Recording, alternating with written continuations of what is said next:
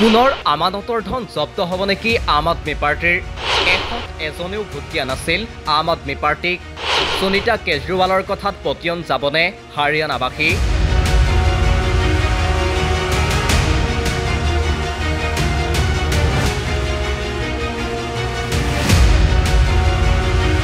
হাৰিয়ানা বিধানসভা নিৰ্বাচনত আপে অকলেই প্ৰতিদ্বন্দ্বিতা কৰাৰ সিদ্ধান্ত লৈছে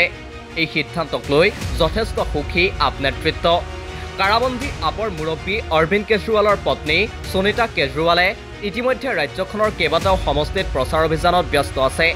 সকলোতকৈ গুৰুত্বপূৰ্ণ বিষয়টো হ'ল অৰবিন্দ কেজৰিৱালৰ পিতৃগৃহ হাৰিয়ানাৰ হিছাৰ জিলাৰ খেৰা গাঁৱত কেজৰিৱালৰ পিতৃৰ ঘৰ সেই সূত্ৰে কেজৰিৱালৰ হাৰিয়ানাৰ প্ৰতি বিশেষ দৰদ আছে তেওঁৰ পত্নী সুনীতা কেজৰিৱালে প্ৰায়কেইখন নিৰ্বাচনী প্ৰচাৰত জনতাক উদ্দেশ্যি কৈছে যে ডাঙৰ ৰাজনৈতিক দলে কৰিব নোৱাৰা কাম কৰি দিছে আপৰ দৰে সৰু দলে আপোনালোকৰ পুত্ৰ আপোনালোকৰ ভাতৃয়ে আপোনালোকক গৌৰৱান্বিত কৰা নাইনে গতিকে ভাতৃক জয় কৰোৱাটো আপোনালোকৰ দায়িত্ব তেওঁ অৰবিন্দ কেজৰিৱালক তেওঁলোকৰ নিজৰ সন্তান ভাতৃ বুলি ভাবি আপৰ প্ৰাৰ্থীক জয় কৰাৰ আহ্বান জনায়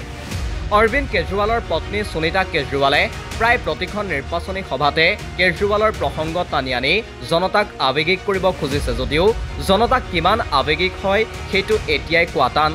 কিয়নো 2019 চনত আপে মুঠ 46টা সমষ্টিত প্ৰাৰ্থিত্ব প্ৰদান কৰিছিল কিন্তু আপৰে দুৰ্ভাগ্য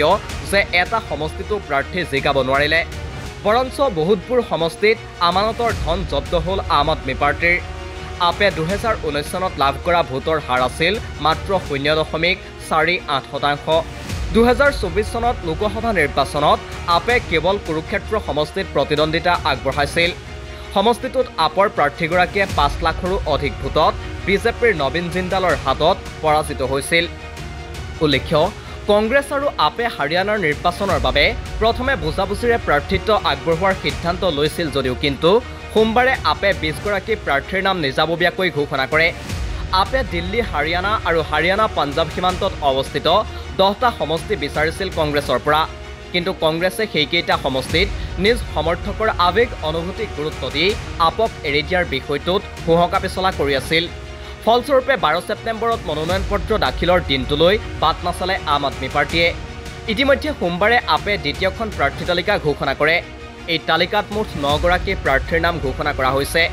এতিয়ালৈকে আপে মুঠ 29 গৰাকী প্ৰাৰ্থীৰ নাম ঘোষণা কৰিলে আপৰ ৰাজ্যিক সভাপতি সুশীল গুপ্তাই সোমবাৰে 20 গৰাকী প্ৰাৰ্থীৰ নাম ঘোষণা কৰি কয় অতি সোনকালে আমি দ্বিতীয়খন প্ৰাৰ্থী তালিকা ঘোষণা কৰিম আমি ইতিমধ্যে বহুত দিন কংগ্ৰেছৰ বাবে অপেক্ষা কৰিলো এতিয়া আমি 90টা সমষ্টিতেই প্ৰাৰ্থিত্ব দিয়াৰ সিদ্ধান্ত লৈছো আমি জানো যে আমি ভাল ফলাফল দেখুৱাবলৈ সক্ষম হ'ম অহা 5 অক্টোবৰত হাৰিয়ানা বিধানসভাৰ নিৰ্বাচন অনুষ্ঠিত হ'ব ৰাজ্যখনৰ 90টা সমষ্টিত অনুষ্ঠিত হ'ব নিৰ্বাচন এটা পৰ্যায়তে আটাইবোৰ সমষ্টিত নিৰ্বাচন অনুষ্ঠিত হ'ব আনহাতে কংগ্ৰেছৰ প্ৰথম আপত্তিটো হ'ল বিগত লোকসভা নিৰ্বাচনত কুৰুক্ষেত্ৰ সমষ্টিটো ইণ্ডিয়া মিত্ৰজোঁটে এৰি দিয়াৰ পিছতো আসনখনত আপ পৰাজিত হ'ল গতিকে অধিক আসন এৰি দি ইণ্ডিয়া মিত্ৰজোঁটৰ আসন কমাব খোজা নাই বুলি মন্তব্য কৰে প্ৰাক্তন মুখ্যমন্ত্ৰী ভূপেন্দ্ৰ সিং হুদাই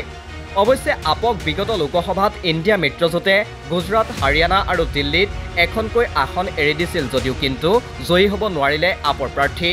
2019 চনত মাত্ৰ 0.46% ভোট লাভ কৰা আপে হাৰিয়ানাত মাত্ৰ 5 বছৰত যে অদ্ভুত কিবা পৰিৱৰ্তন আনিব পাৰিব তাত সন্দেহ আছে